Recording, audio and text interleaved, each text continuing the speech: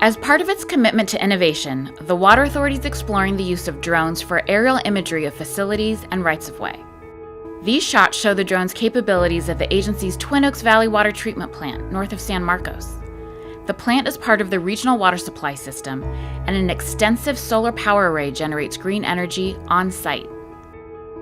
One important advantage of drone imagery is that it is 10 times higher resolution than stock aerial images.